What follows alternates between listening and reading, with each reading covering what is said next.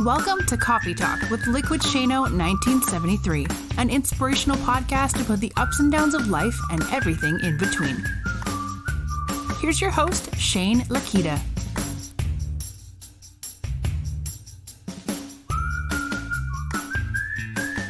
All right, hey guys, we're live back here on the podcast. Welcome everybody that are longtime listeners and any of my new listeners on Coffee Talk with Liquidshano 1973. As you know, this is my podcast, and I'm your host Shane Lakita. And I promised you guys over and over again that I would bring on people that inspire me, that motivate me, and get me moving in the right direction towards my journeys, whether it's professional, personal, or whatever. And this guy that I've got on here with me today is one of those people. We met during the time of pandemic. We met during the time of quarantine, online, never met in person, but I feel like he's a friend of mine that we met throughout the whole entire time. I want to introduce Joe Atang with me today. If anybody doesn't know who Joe Atang is, we'll get into that in a minute. But what's up, Joe? How you doing, man? Dandy like candy. I'm doing good, man. I'm super excited to be on here with you. I know Dandy like candy. I love that. Yes, sir. Yes, sir. All right, good. So listen, guys, I'll just give you a real quick snapshot real fast, and then we'll get into some of the details of what the reason I brought Joe on here and kind of tell his story a little bit. But Joe and we met basically, I've been on TikTok now since actually at the anniversary of Kobe Bryant dying was my first actual video that I ever posted, was me going for a walk. And I said, I'm going to get on there. And I said, appreciate life, hug your kids. That was my first video ever that I did. So it was almost 1 year to the day, man. You know what I mean? A pretty solemn day that was. You know what I mean? Wow. I don't think I paid attention to that. Yeah, so I that was my first video I hopped on, and then I started hopping on these lives. And this guy over here, Joe, or over here, I should say, whichever direction I'm looking at, Joe was literally online, and he would go live. He got first 1,000 followers or whatever it was, which is one of the requirements on TikTok that you have to have. And basically, Joe got on there, and I saw this guy sitting there with this small little like Google Home or whatever it was, or little Google unit that he was on there making phone calls to people on his lives and just communicating with people. And there was like 4 or 5 people in there. We were just kind of communicating. And I'm like, I love the guy that this vibe is. So first of all, Joe, it's different than anybody does on these lives. Nobody else does this that I know of. There may be a couple people here and there. But what came up? How did that concept come about yourself when you were on TikTok and you're on a social media platform for you to be able to make phone calls with people? Tell me a little bit about that strategy and what you were working on with that. Yeah, for sure. I've been on social media for a while. Started off with Facebook, transitioned into Instagram, transitioned into YouTube, where I really started making videos. Yeah. And all throughout that, I feel like one of the main things I've been looking for was connection. To be able to connect with like-minded people. And I see that being the opportunity for social media. And so I'm really inspired by, but for people out there who don't know, by Gary Vee. And on his YouTube channels and his platforms, he's always reaching out to his fans. And I thought that was something that I'd want to do whenever I was able to, grow a platform that at size. And so going on TikTok and realizing that, I built this audience on there at 1,000 followers. I was like, you know what? Let me go ahead and just jump right in there and see if I can get people to call in. And it was fascinating. Like you said, I only had 4 or 5 people in there, in the beginning, but just to even have people call in and hear their voices opposed to reading the comments was super fascinating for me. So it's never looked back since then. So here's the thing. So when you first got into all the social media, because you're pretty crafty with the way that you brand yourself on a lot of these platforms. And I know I talk a lot on the podcast about branding and really marketing yourself in a way that whether you're doing it to be able to build an audience or whether you're doing it to inspire folks or whatever, when you were going through all these social media platforms, even before TikTok, tell me a little bit about, what's your overall strategy? You said it was about connection. It's about meeting people or having conversation. Was that on all the platforms that you were that way? Or did you find that this one platform gave you more of the ability to do that? Like, tell me a little bit about that journey of where you were at with that. I think, it's interesting, the whole journey of like social media altogether. I think, when I first got on Facebook, it was like 2007, maybe 2006-ish, right? And you're getting on just to be social and interact with your friends and be goofy, right? So transitioning from there onto like a platform like Instagram, where you start to discover and meet new people out there in the world, you start to realize like, man, this is more than just, interacting and being silly, you can actually make a difference. And so I don't know, I just stumbled across accounts like Gary's and, just realize like I want to use my platforms as a resource to be able to not only connect, but to be able to inspire other people. And so to be honest with you, to your point about TikTok, it's been one of those platforms that I would say is one of the most positive, supportive platforms that I've experienced. Yep. And I think that plays a huge role in me wanting to jump out there and get on the phone and connect with people, because I felt the connection being so, the love just being so real on there. So. Yeah. So as you and I have talked about in the past, I very similar paths with the whole entire social media. As a matter of fact, I stumbled on the social media piece because I was blogging about weight loss, and I was basically just doing something therapeutic for me, and I was sharing in a weight loss community. And what's funny about it, Joe, is that it evolved into something more than just a weight loss. People started to connect with me because they liked some of the things that I was saying. They liked some of the thought process that I had. They were like, I really love the way that you thought about this, or the way your perspective on this was. And I was like, wait a second, maybe there's something more to this, right? I'm literally just writing some words on a little blog, or going through Instagram posts, or in some social media platforms and whatever. And so my journey, of course, took me podcasts and then also social media. And I met a few really, really good people. One of my good friends named Jonathan Giordano, who's the Mud Hustler, who does cooking, right? He does a lot of protein-based cooking. And so part of that weight loss community was he had the recipes, I had the thoughtful process, and we teamed up really well together. And we were like, doing lives together, and we're doing all kinds of stuff. So what I noticed was you could really connect with people and make an impact on people's lives really quickly, just with a 30-second to a minute conversation. And it blew me away that we could do that. And the reason that I got into TikTok, to be honest with you, at first it was to go with my son, right? Because I wanted to on him, stuff like that. Like most people, I think. Right, exactly. But the biggest reason was because I also am a follower of Gary Vee's overall concept of, if you believe in something and you want to be able to put yourself out there, or you want to be able to move forward, which I saw the impact that it started to have. Go with it, right? Continue, be consistent, put yourself out there, put it out there multiple times, right? Keep on going. And I love that strategy, which I never really took into play until I started really listening in. And then when I met you, you're a big Gary Vee follower too. I literally was like, oh, you know what? This guy's right in alignment with me, because put the content out, keep on going, keep driving, and keep moving. Tell me about Gary Vee for just one moment, because I know that's a common bond between you and I. Why does Gary Vee resonate with you so much in your overall strategy and what you're looking at things? Yeah, for sure. I want to add something to your point real quick, and I'm gonna jump right into Gary Vee. So you're mentioning how you stumbled across like social, and you were blogging, and you started realizing like, you can actually connect with people and inspire people through just your thoughts. Honestly, Shane, I don't know if you remember when the first time I stumbled in your live. So I stumbled in your live, and I'm there, right? And I'm hanging out, and I'm like, this dude, first of all, has an amazing voice, has a great beard, love your artwork, but what kept me, what was sticky about it was I just loved what you were talking about. I loved how thoughtful you were, right? Yeah. And so I was like, man, I want to hang out. And then when I started asking you questions about, look, what's your setup like? And you were able to respond back to me and connect on that level. I was like, you know what? This dude's genuine. I want to follow him. And I think that's the beauty of social media, is that if you're intentional about it, you can go out there and meet like-minded people, like you and I've met. And I really appreciate our friendship, both on and offline. So I just want to make sure you realize that. Little shout out for Liquidshano. I like well deserved. But Gary Vee, man, I mentioned Gary a lot, and I actually want to take a step back and have you guys realize, for a large part of my life, 10, 12 years, it was dedicated to just basketball. And it wasn't until I graduated university, and actually when I was there in college, I was undeclared. I didn't know what I wanted to pursue professionally. And my dad was like, you should just try out marketing. I was like, cool, I'll try out marketing. But in my mind, I'm like, I'm going to try to go play professional basketball. Is that what you wanted to do, or your dad pushed you that direction? He said, no, my dad definitely pushed me in that direction, because he knew how passionate I was around the game. And he was like, you know what?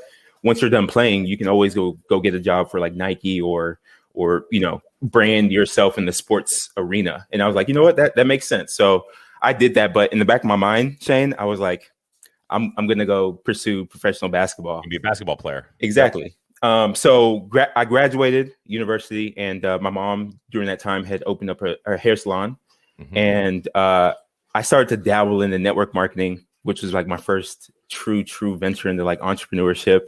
I realized that, people were, give a shout out, Courtney Wave. Courtney, you're live on show. I realized that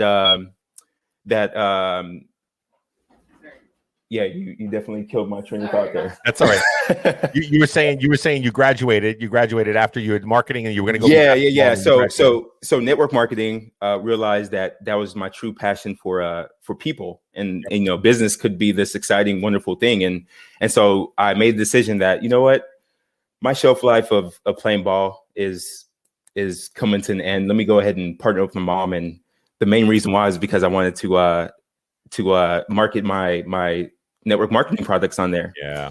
And so through there, I discovered a business coach around marketing, and I fell in love with just the whole idea of like the concept of marketing and branding. Because that was really my first time taking it serious. And I was like, you know what, this is something I really want to do and take serious. So through that whole program and course, I discovered Gary Vee. And the thing that really stood out from him was that he was so down to earth, you know, and really practical about his advice. Right. And the main piece, scare people away though with the brashness of it, right? For sure. Yep. And I think if it wasn't for my competitiveness and like the sports background that I had, my sports, you know, background that I had, I don't think I would have received this message like I did.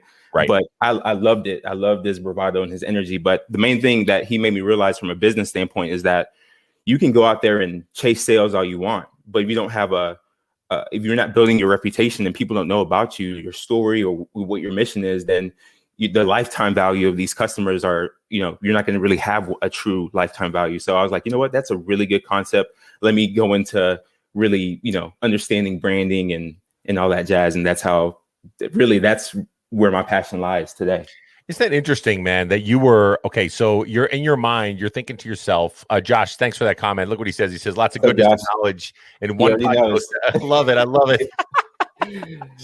So it's interesting that so in your mind, you're thinking to yourself, your path is going to take you basketball, right? It's going to go down the road of basketball, even though dad was there to say marketing and kind of give you maybe that sensible feel. I know you try to tie the both together to say basketball and marketing can work well together, which it does. You see LeBron, you see James Harden, you see all these guys, it all works in conjunction with each other, right? But it's interesting because you're thinking to yourself, in my mind, this is the direction I'm moving, right? And then all of a sudden, life kind of takes you a weird direction, right? All of a sudden you're thinking to yourself, well, wait a minute, let me try to go over here. Now, what really caused that? You said that you got to a point that you just made the decision. Was it injury? Was it anything like that? Like, what was it that basically caused you to take that left turn to say, I'm going to go work with, you know, salon business or go down the marketing like what caused that turn? Yeah, good question.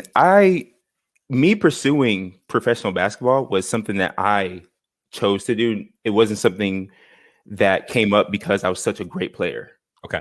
You know, it was something that I was just like, that's the next step after you graduate. Let me just try to do it because I do love the game so much. I went into the real world. And like I told you, I started dabbling in the network marketing and meeting so many different people and hearing their backgrounds and their stories and their successes. And I was like, man, there's a lot more to life than just basketball. Right.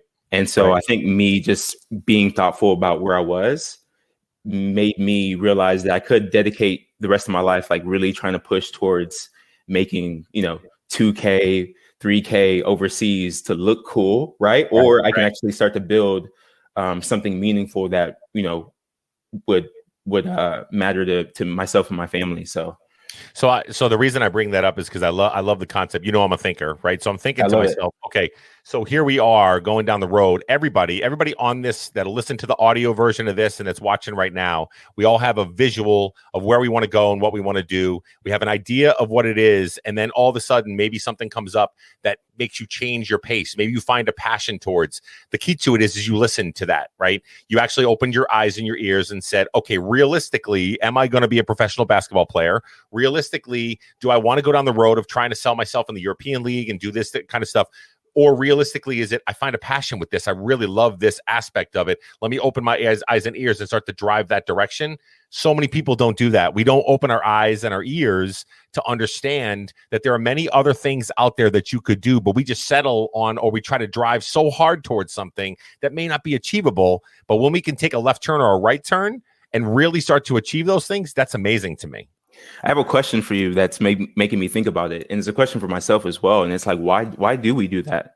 You know, why do we try to push push away from the things that really excite us and chase these things that maybe society judges as awesome or cool. Because I feel like that's really the reason why I even was pursuing professional basketball, because it got to a point where I was like, man, this is becoming like this is becoming a little mundane for me. Like I'm putting in a lot of effort and not too much is going on, and I'm meeting all these other people, and I want to pursue that. Like I see this as something exciting, but I still want to kind of pursue this. And I think, because hindsight is 2020, it's because I think it looked cool.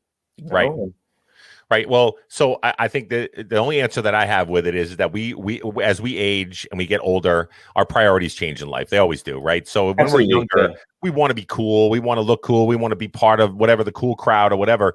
But I think there's something a little bit deeper layer to that, because I think society causes us to do this kind of thing, right? Society looks at us and says, you need to follow in alignment with this type of thing, whether it's the people that you're hanging out with, whether it's the magazines you read, the television shows you watch, the things that you find passionate when you're a kid, you grow up a certain way, whatever it is, we're patterned to think to ourselves, this is the path we have to take because it's just the path we have to take. And then we automatically get our brains thinking that we've got to go without really being open-minded to be able to learn and pivot and be able to move around and say, wait a minute, maybe that's not the avenue I have to take. You know what I mean? So I feel like sometimes, and I've had a couple podcasts about this before, we feel sometimes that we're a failure if we don't achieve those goals that we try to be able to put in place, right?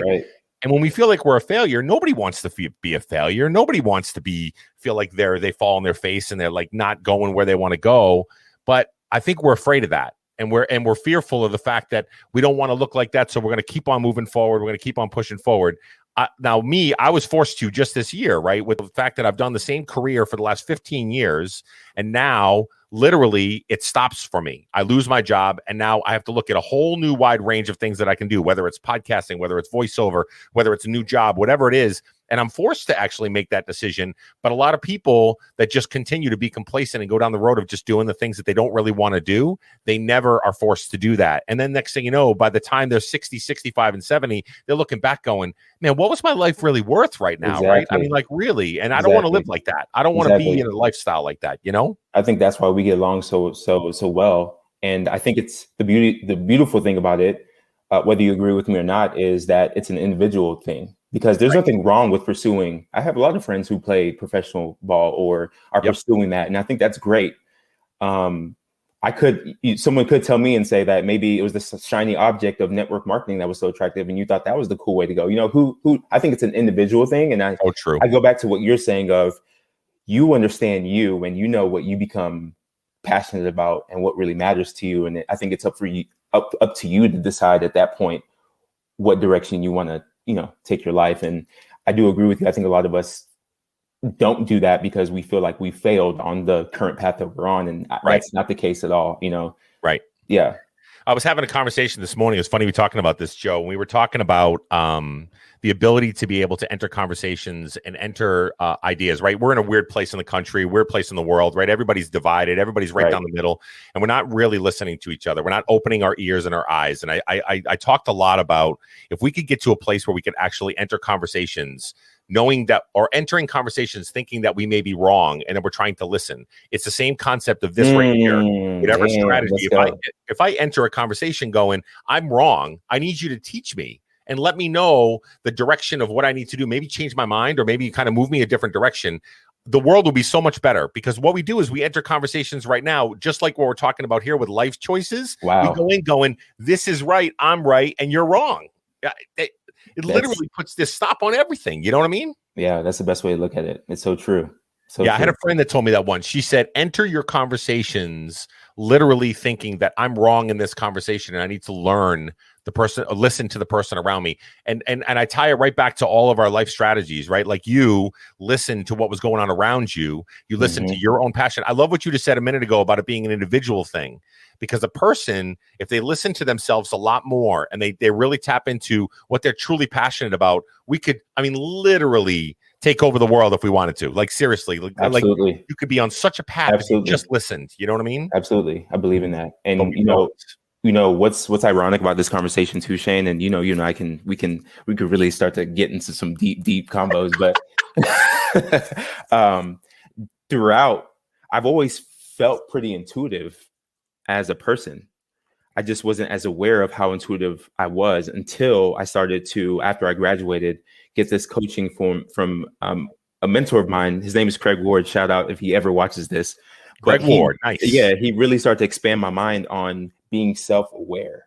You know, and I feel I attribute a lot of my decisions that I've made in my life post graduating towards that education I was receiving. So how do you do that? How have you done that so far to be self-aware? That's a great tip to be able to give to anybody. How do you have things that you do personally that causes you to become or put you in a place that you can become self-aware of how you're really feeling? Do you take moments? Is there meditation? Like anything that you do that you could share with the group to be able to say that? Because a lot of people, they don't know how to look inward. They're always looking either outward or what's going on around them, or everything is whatever's happening is the cause of their failure, right? It's everything else's fault when they really don't know how to look inward and really be introspective. How do you do that? I think from a 30,000 foot perspective, I'm a sponge. I'm real curious. So I go into situations and I start asking myself questions of why do I like that? Why am I so into that? Why don't I like that? I think as I've gotten older, I continuously ask myself those questions. And like I said, I feel like I'm becoming more self-aware, and the tools that are helping me do that, you know, on top of, you know, my mom, when I was working out for basketball, she slipped me this iPod, and it had like Zig Ziglar, Tony Robbins. Oh, mom, dropping nuggets. Wayne Dyer, you know, Zig Ziglar was great, by the way. I love that guy, man. Man, amazing. All of them were great thought leaders, right? And so listening to their practices and their mindsets help. I really do attribute a lot of the way I think to just listening over and over and over. When you're running, there's only a couple things you can do. You can look forward and focus on your breathing, or you can put some music or audio in your ears and just listen to that the entire time. So I was running and working out and just listening to these tapes over and over. And I feel like that conditioned me to ask better questions of myself. But now today, I would tell you, Shane, that I put myself in the position where I'm trying to consume something that's positive, that's forcing me to be thoughtful. And I'm doing a lot of meditation, you know, taking, you know, 2 moments out of the day, 15 minutes each. And doesn't take much. It doesn't take much, and just sitting in silence. And, you know, you're asking yourself questions a lot throughout the day if you don't realize it. I think I did a Google research and it said that, you know, the average human thinks about 6,000 thoughts a day. And there's a large percentage of those thoughts that are questions to yourself, right? You interacting with you. And so I feel like meditation has helped me become, this is going to sound a little cheesy, but like one with myself. And as I'm doing this more and more, I keep like, you know, revealing new layers of who I am. And it's fascinating to me, to be honest with you. Somebody brought up on my live this morning when I was over on TikTok this morning, they said we ask ourselves questions or we make comments like 60,000 times a day. It's like a crazy amount of numbers of the thoughts that go through our heads. What you're talking about here, though, is being one with me, even though it does sound kind of kumbaya or, you know, kind of out there, right? But what it is you're listening to yourself. Mm-hmm. We don't listen to the things that we say to ourselves. And sometimes that can be a scary place, right? If we really listen to everything that we're saying to ourselves, think about all the things that we tell ourselves, right? When you first wake up in the morning and you look at yourself in the mirror, what do you usually see? A lot of people wake up whether they're on the grumpy side of the bed and they're looking up and they're like, my hair's all out of place. My makeup looks horrible. My beard's out of whack. I feel like I'm overweight. I'm all the COVID pounds. I got all this stuff going on, job loss, whatever else. Instead of actually tapping into the fact of what am I grateful for? How can I reframe those thoughts just a little bit? It doesn't take much. You said a second ago, those meditative things that you put into play, it takes 5 minutes, if that, 2 minutes to be able to say, how do I change my frame of what I'm looking at to be interested and really find out what I'm truly passionate about in that introspective piece, and also compliment myself every once in a while, because we don't do it enough. We don't. Absolutely. Big time. And it's a practice, right? And that's why I feel like the two main components that have really helped me out is, you know, just finding resources or things to listen to that just, it motivates you. It keeps you uplifted, right? And I always tell people, you know, if you're in a place where you can't think positively for yourself, always borrow someone's words. It's the same effect, you know, over the long term. And so finding those resources and then actually implementing those practices with myself. And like you said, going through, you know, some of the toughest thoughts are ones that you have with yourself, but being able to go through that, right? And not judge yourself for going through that, and really like listen and learn about yourself really begins to play out in a positive way as well. You learn how to appreciate and talk to yourself better in those moments. Yeah, I love that. So let me ask you this then. Okay, so I know you and I have talked about this before too, and you have a lot of people that are in your lives that'll ask you these types of questions. One of the things that I've always been asked is, because I'll bring up the whole thing of like this morning, my coffee post was I put my coffee in the air and I said, I'm looking outside. I see the sun. I see the snow out there. I see everything. I've got my driveway shoveled. I got everything else. But what I'm thankful for is the fact that I have a warm roof over my head. I've got the health of my family, and I'm thankful in this moment right now. When I could complain about 1,000 things that are going on, but I made sure that I called that out. And so somebody direct messaged me and said, how do you stay so positive all the time? And I'm always talking about the fact of, guys, it doesn't just come naturally. It literally takes work sometimes. Now, there are some days that are so much better that I can literally wake up and go, the sun is shining, and I'm getting up and the bluebirds are flying around and the sun is coming in and I feel like $1,000,000. But most days I wake up, it takes work and energy to reframe the brain of what we're patterned on. Tell me a little bit about that, about you, Joe, because I know every time somebody goes into a live, they always say, how are you always smiling? How are you always like, what's all the positivity from? Tell me a little bit of your perspective on that. Man, I agree with you. I think, it's rare to find those days. I think it's getting better and better, but like it is rare to find those days where you just wake up and everything is just like so blissful, right? And you're just like, yeah, let's go. It does take work. It really does take work. And for me, I think it's just making sure that it's the fundamentals, going back to basketball. There's fundamentals on how you dribble the ball, and there's fundamentals on how to shoot. And I feel like there's fundamentals on how you live your life. And those fundamental practices are, finding, like I said, the resources or some kind of positive fuel to put yourself in a good position to be able to be grateful and see that life is really the prize. And so I really do work extremely hard to get myself in a place where I have the right perspective going into my day. And that's something that I rinse and repeat. I try to, it's a morning ritual that I have, and I try to rinse and repeat every single day. So I love the term wash, rinse, repeat. I had a boss that used to say that to me all the time. Wash, rinse, repeat. If you know something works and it's going the right direction, wash, rinse, repeat. So I love that. So for me, okay, so there's a couple things you just said there that I want to pull out a little bit. So do you use basketball as a reference for a lot of the things that you do in your life? Like a lot of the things, everything you do? Almost everything. You have to realize, Shane, like this was what, 12, 13, 15. I'm still obsessed with the game. So It's like all I knew for my entire life. So yeah, I'm starting to use more, back in the day, like, Nintendo 64 references to Zelda to like, because I was super passionate about that. But no, I definitely use basketball as a way to tie things together or draw the picture for myself. Because there's a lot of coaches that have done a lot of books, and they've written things about the strategies around basketball, around the framework of practice makes perfect. I mean, I one of the biggest things I think I learned back in the day was around Michael Jordan, right? Back in the day when Michael Jordan now I know people will argue with me about LeBron James or will argue about all these other players, but Michael Jordan out the way. Right? Michael Jordan was the best basketball player that ever walked on the face of the planet, right? So the thing about it is that dude, he never stopped practicing. He never stopped going through his jump shots, going through his motions. Never. He never stopped ever.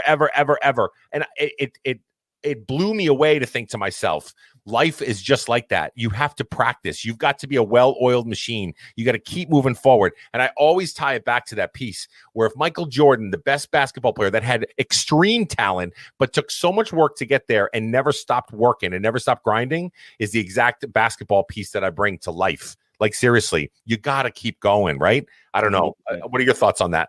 Man, a couple things, man. First of all, you just blew my mind because I think there's a reason you asked that question, and it's the exact reason why I'm going to keep, for people who don't really know me, I'm pretty repetitive, and I'm repetitive for a reason because I think repetition is the mother of learning, and it goes all the way back to practicing in Jordan, and he was so fundamentally sound with the game, and that's because he dedicated his time every time he stepped on the court or he watched film to learning the fundamentals. And so when I realized that back in high school that, Joe, when you're playing ball, like there's certain things you need to practice every single day, regardless if you could jump, regardless if you're the fastest on the court, regardless if you had the most talent. Like there are certain things you have to practice every single day to get better at this game. Once that clicked for me, I feel like that's the only reason, to be honest with you, that and, the support of my coach in high school, Coach Vic, who like was the positive reinforcement in my ears. Gotcha. That plus the hard work on the court really is what helped me play college basketball. And so that formula of positivity and hard work and practice and rinse and repeat is exactly what I'm using in my life today. And that's the conviction I have that, regardless of where I'm trying to go, I'm going to get there because I know that these are the two things that have always got me to where I needed to go. So I love it. And you're right. You're exactly right. That's exactly why I asked the question. That's why I was literally going down the road, because we're wired similar, where I feel like if you, the grind is the grind, right? Some people look at the grind as work, but I look at the grind as something that I'm meant to do, right? And something that I need to do for myself and people around me, right? Because I do feel like we help others along the process within the grind, right? So my question to you is that if you were to look at a small crystal ball, right? And here you are, Joe, you're sitting on TikTok, you got a little bit of Instagram, you got some YouTube stuff going, you got the salon stuff going, all this stuff. Oh, by the way, let's talk a little bit about the salon stuff, because I think that blows me away. Here's a guy named Joe Atang that I talk to all the time that's working with salons to make that successful, bring that into play with hair care products and all kinds of other stuff. And what I love about it is, maybe you can dive into this a little bit more. Every time I talk to you about the salon, because if you notice, a lot of my conversations, I will ask you, how's that going? How's the salon business? Yeah, which I appreciate. Yep. Because I want to know not only what you're passionate about, but I also love the fact that I like picking your brain a little bit about the strategies around the marketing and the overall feel of what salons can, how they can be different moving forward, and the things that you do, right? Like the way you want to strategize how to make it something a little bit different than the 5 million other salon things that are out there. You want to be different and bring it to the table. Tell me a little bit about that whole piece of your life, the salon piece.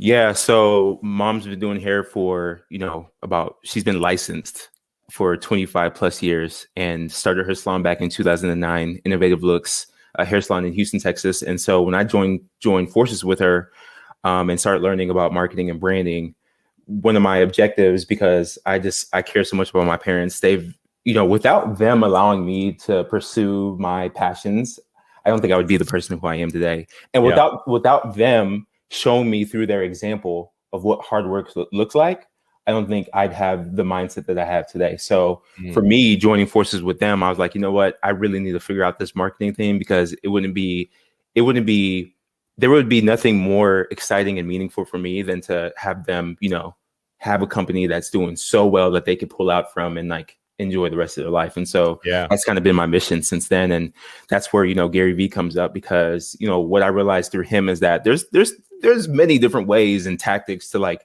run a business or start a business. But the best way that I've learned from him is, and I've discovered, is like through being genuine.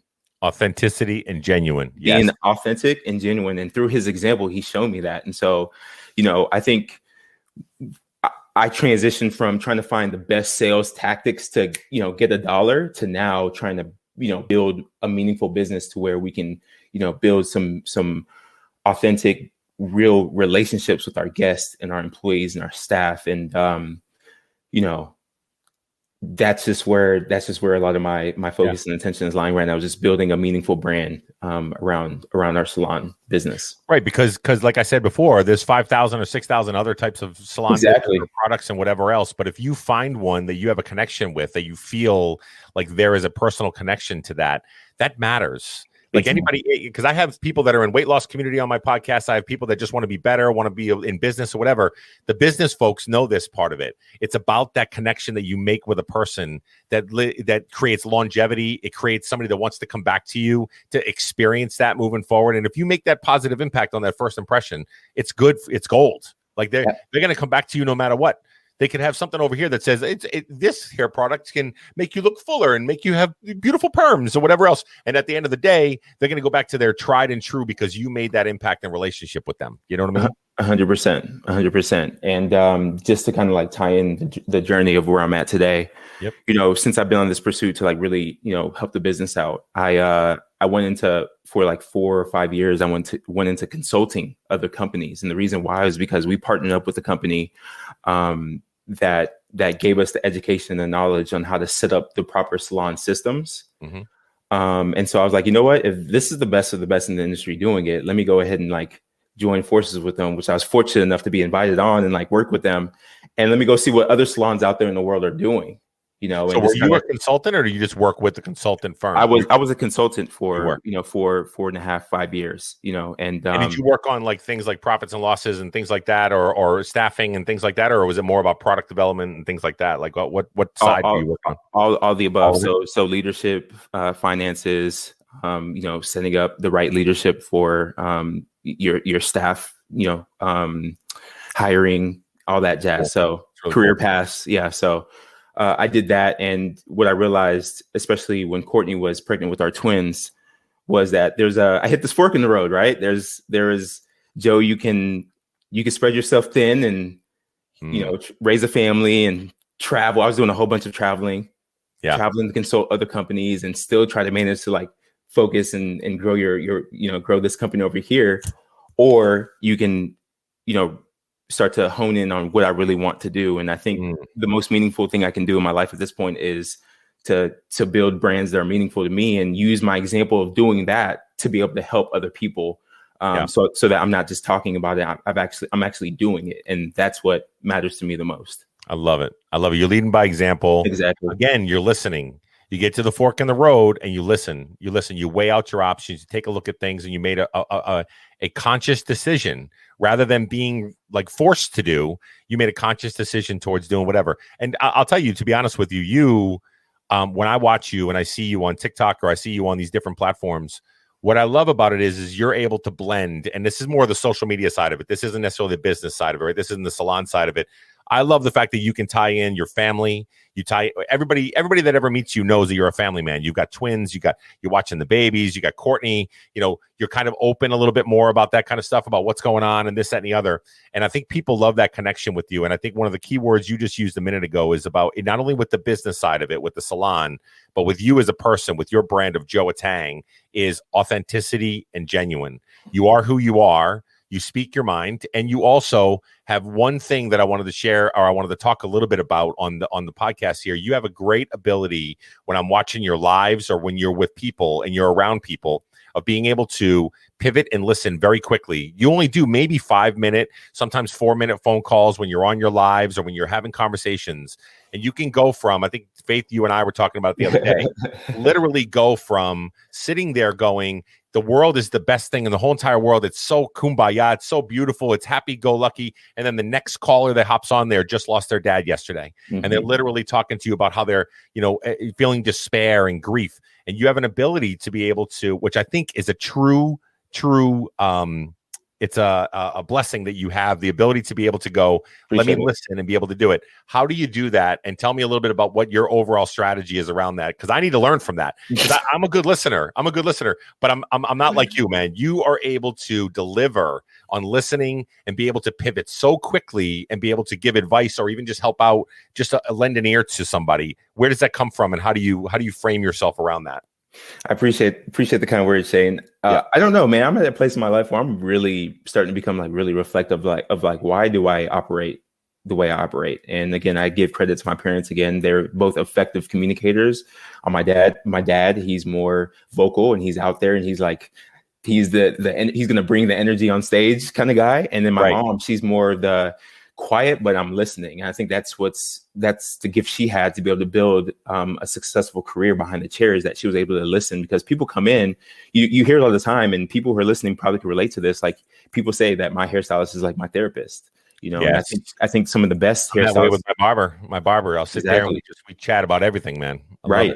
And I think that's the gift my mom had. And so I think that kind of plays out with me through life. And, I think the education I received from Craig of not only just business, but being able to be mindful about being human. One thing we used to do was, I was terrified from it, saying like, doing this, what you and I are doing right now. Yeah. Years ago, I probably would be shaken and like, really, couldn't do it. Couldn't do it at all. No way. And it was through practicing and watching and learning and growing. And I became really, really passionate through Craig's education about listening. Yeah. Because what I realized through those sales calls was that he used to mention that everybody wants to talk and, pump up their products or services, but they never really want to listen to the needs of that person, because maybe it's not your product or service that's going to be the solution to that person. maybe it's by you listening, you can direct them to another resource that could be way more beneficial and helpful for them. Right. And everybody's just being selfish about just trying to get a sale. And so it was through that I had an epiphany of like, wow, listening is so important out here. And so I just started practicing listening. And I think I've been doing it I did it for a long, long time, 2-3 years, just constantly on the phone and listening and practicing and learning. And I think that's why it plays out with me doing these calls on TikTok. Do you find that it helps your relationship too? Big time. I think relationships are a little tricky, but I'm seeing it play out even more and more, going back to the fundamentals of it. Right. And so I think when Courtney and I bump heads, we both, because she's an effective communicator on both ends. She has a gift of like being able to speak and listen. Right. And so like we often talk about it, that we just need to listen to what our true needs are versus like what we're us trying to be right or wrong, in the conversation. So I think, what's interesting. I went to a class while I was working for a company that I was working for called Servant Leadership. And basically it was us sitting down and being able to give to others to be able to get the best out of them, right? Versus directing them and leading them to say, you need to go do. It's more about investment, right? And so I started to really incorporate a lot of that with my own podcasts and with my own and everything. It started to kind of and at work, and then it bled over into my home life. And my wife would always say to me, she goes, I can always tell when you're working hard at not speaking, just listening, right? Right. Because she can see in my brain, I'm in my head, I want to say a million things because I'm loud, I'm crazy, I'm from Massachusetts. We all spoke our mind and threw everything across the board and did whatever. But the key to it is if I can stop and listen and invest in her just for a little bit and just be heard, right? She used to always tell me when we were young, we were dumb back then. We've been together for 20 years. Literally in the early days, it was like, stop trying to fix a situation and just listen to what I have to say. I don't need to have anything fixed. I just need you to listen to me. I need you to hear me. And it stood out to me. And when I went through that servant leadership, that I went, that works more wonders of me to be able to sit there and listen to somebody than it does to me to be able to have to fix it all the time. I'm going to fix the situation. I'm going to go do whatever. And she's like, I don't need that. I don't need that right now. I just need you to hear me. Right. So I think that all this stuff that we're talking about with you having the ability to do it, whether it's on your lives, whether you do it at your home, I love how it all intertwines with each other. Joe, you can see it in everything that you're doing. I think we're wired the same way, that once we learn a way that works for us, we use it in other ways. You know what I mean? Absolutely. I think what's and this is just coming from me, and I know you relate to it, but what's life if you can't, take my dad used to tell me all the time that every meeting you go to or every experience you have in life, there's a lesson to be learned. Mm-hmm. And so, what's life if we can't take those lessons and actually try to apply them into our lives? And so I think that's exactly why you and I connect, is because we're trying to implement these things these tools that we're taking and apply them into our life. And so I love that though. Servant leadership. People don't realize listening is a true gift.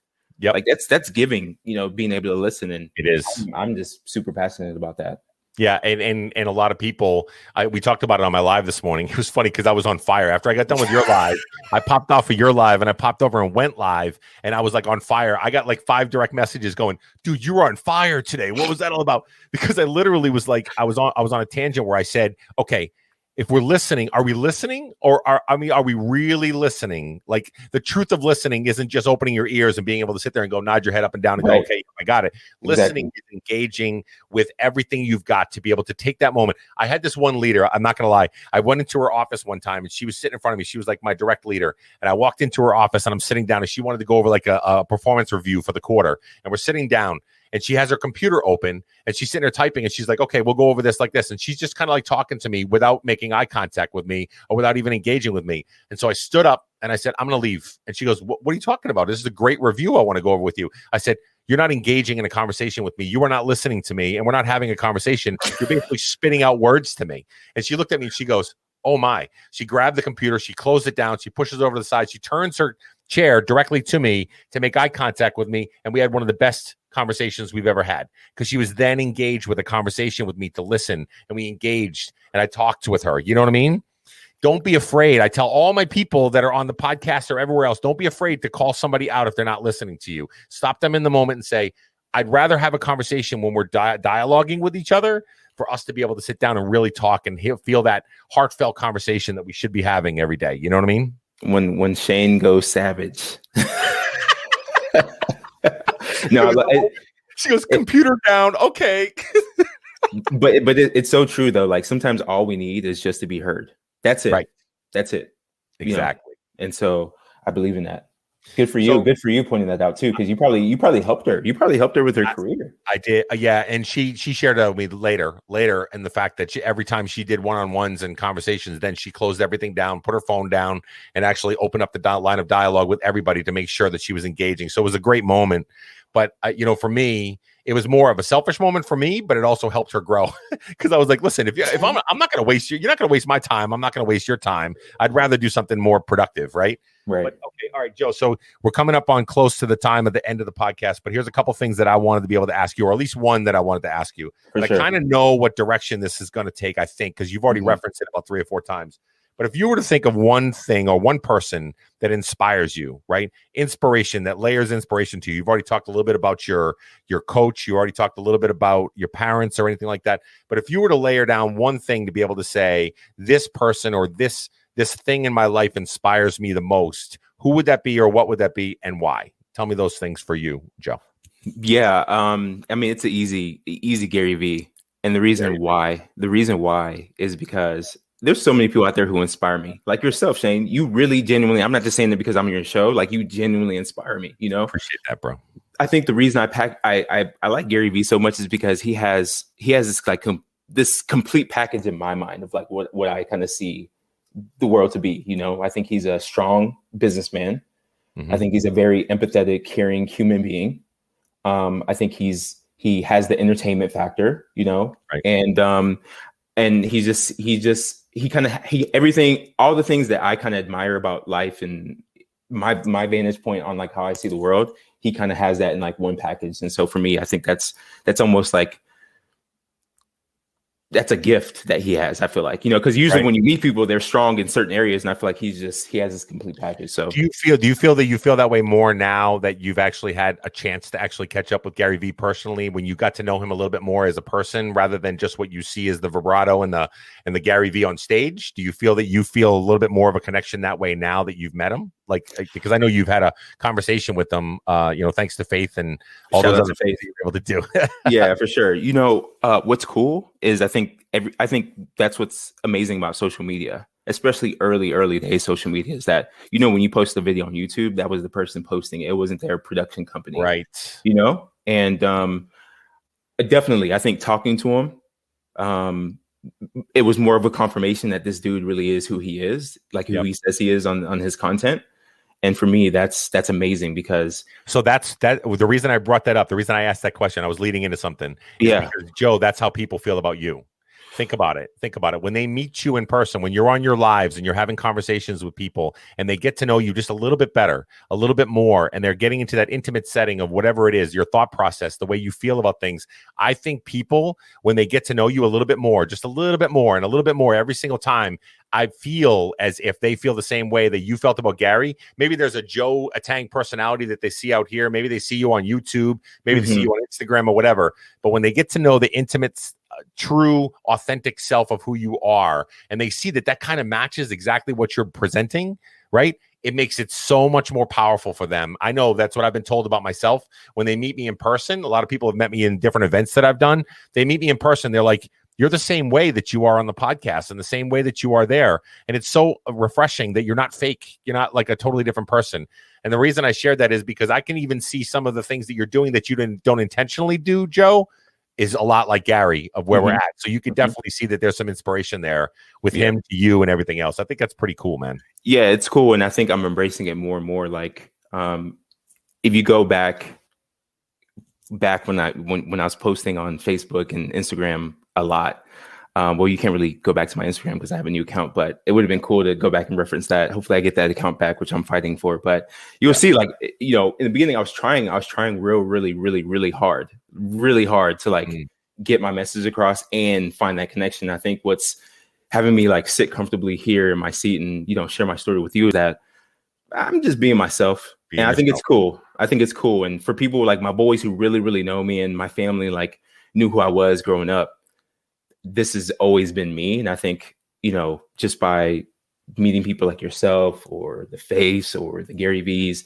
It's through you guys' example of being yourselves that is giving me the inspiration to want to continue to shed these layers. And so that's why I think the high movements is so important, is because it's just us helping to inspire ourselves, and through our examples, we're helping to inspire the world. And I think that's so that's what I really wanted to talk about. Lastly, was the high movement, right? The high movement. Yeah. If anybody doesn't know, if you're on the video right now, you'll see on Joe's hat it says "Hi" with a little hand up, and on his sweatshirt and on his hand, you'll see the words "Hi." And you're thinking, what's this crazy person not high all over themselves? This guy's a nut job. What's he doing with high all over the place? Tell me a little bit about what high movement means to you, Joe, and to kind of bring that to the forefront of all my listeners that are on the podcast, audio-wise, that are listening, of who's this guy, Joe. Tell me a little bit about what high means to you and that part of your brand that you're trying to bring to the table. Yeah, so I mean, through my story, I think, I'm just a passionate guy who's just sees life as one big adventure. And this whole social media aspect of it, this whole high, started back on TikTok in February, when I was literally sitting here in my sunroom trying to figure out how can I get more engagement from the people out there in the world. And so I literally decided, it was snowing outside, decided to write hi on my hand, go out in the snow, because I knew that would be visually appealing, and just like wave out and say hi to the world. And it was just crazy to me. This was honestly, I feel like this was pre-COVID, like pre-pandemic. Was it? I feel like it was, but I could be wrong. It all blends together right now. Man, it was a crazy year. But anyway, that was the first video that kind of went viral. Like, people were engaging and saying hi back, and I was like, oh, that's cool. Well, now that I'm having this much attention around hi, like, there has to be some kind of meaning. And this is who I've always been. I have to make meaning behind all the things that I do. And I was like, you know what? And it came right to me. Help Inspyre. Love it. I was like, what does Help Inspyre mean to you, Joe? Like, what I've always been doing, work extremely hard and just try to be a good person. And so this is what it's all about. It's just connecting with people through a simple hi, but, and spreading kindness and value. I love it. And here's what I love the most is because of your and I friendship, I think a lot of people will tag me in a lot of the stuff that they post for you. Like on TikTok, when they do their videos, they've got the hi video and they're doing the lovely day, right? And then they'll tag me in it. And I'm like, hey, that's meant for me too. Cause hi, how you doing? Right. Just because of our friendship and whatever else. But what I love about it is that you're starting to inspire others to help inspire. Yeah, and that's carries forward one positive action at a time. Everybody's heard me say it 1,000 times. All it takes is one positive action to cause a ripple effect of another person doing it, and then another, and then another, and then another. And next thing you know, when all those ripples come together, it causes big waves. And I feel that if we're in a place where we can really help inspire people to be the best version of themselves, just put a smile on your face and really try to be the best version of you. It's not always easy. It's not always something that comes, especially in today's world. It's hard to be able to live in that space. But if you can get in the right frame of mind to live in that mentality of helping inspire others and yourself, like I said earlier, man, we could change the world. Absolutely. It doesn't have to be this big, huge, gigantic thing that you do. I think it starts with yourself. And just to go full circle, which I know Faith is going to appreciate that's where listening comes in, right? Yeah. We talk about listening to other people. You have to be able to listen to yourself. And you said that a couple of times during this episode. And I feel like that's the thing that's really been fascinating to me, is that the more you listen to yourself, it's like the more beautiful the world becomes. I agree wholeheartedly. All right, listen, guys, if you don't follow this guy, I've been putting him on the bottom here on YouTube, on Instagram, and over on TikTok. He has everything. And you're on Twitter too, right? Is it Joe Atang on Twitter? Yeah, I'm Joe Atang on Twitter. I'm Joe Atang everywhere. And again, I got into some issues with Instagram where I lost that account, but it's Joe.Atang on Instagram. Everywhere else is Joe Atang. So I appreciate the shout out, Shane. And I appreciate the opportunity for you to bring me up on your show.